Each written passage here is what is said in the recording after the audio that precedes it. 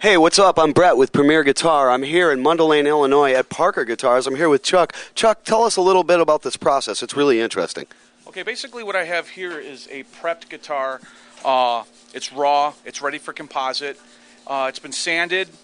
Now what we'll do is we'll put epoxy on the back of it and then apply the material that we use on the back of it, the composite, and then it will go into an oven. Basically, before it goes into the oven, we pop it into what we call a vacuum bag, kind of like the bags that you would use at home, for when you pack your stuff away. Hook it up. It sucks all the air out of the bag, and then what that does is it's a press, and it pushes the composite to form the body. Sure. Tell me a little bit about this composite. I mean, some people aren't totally hip to the whole process and how it works with Parker Guitars. When you're talking about the composite, what's its primary function? Basically, it's an exoskeleton. It gives the strength to the guitar. That allows us to make the bodies lighter by using lighter woods. You get different tones from the lighter woods, and it's as strong as can be. Yeah, and Joe even asked me on the way here to this morning, how do they make them so light? So you're kind of, demystifying it for us, if you will. That's sure, great. That's exactly what it is. Some of the woods that we use, like spruce, which has a great tone sound. That's why they use it for acoustic guitars. Now we can do solid spruce bodies, and the bodies are really light. But you wouldn't have that strength in a solid body electric guitar normally. Sure. Without the exoskeleton. So you have to have that skeleton, and lightweight means the energy transfers quicker, more resonant. Sure. It's louder. It's a great thing. So this body right here, this is what it will look like with the composite. This is right after it comes out of the oven.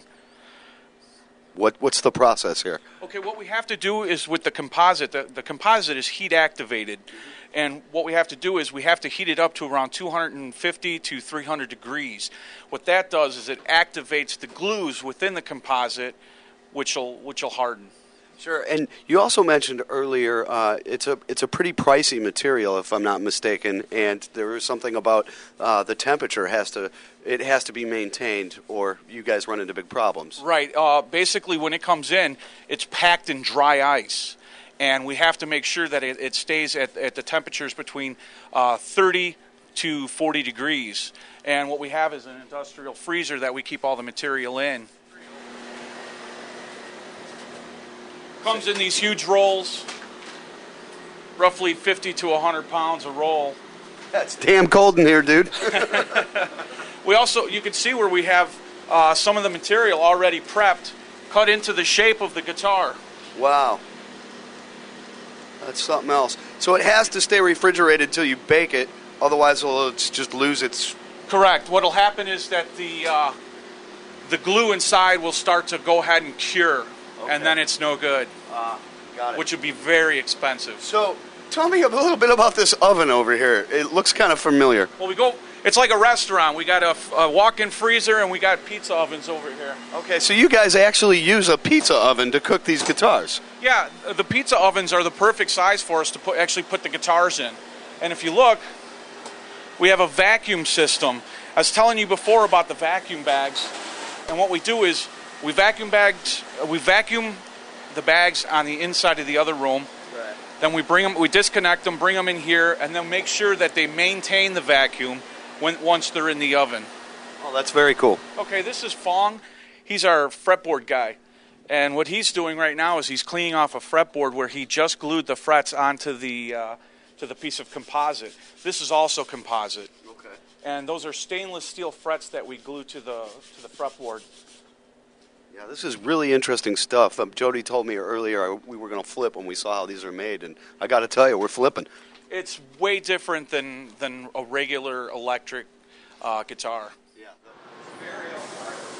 So, hey, Chuck, governor of the mill, this is what the guitar looks like when it's all finished, yes? This is finished. This is what it'll look like once it's ready to be cleaned up and then put in a case and shipped out.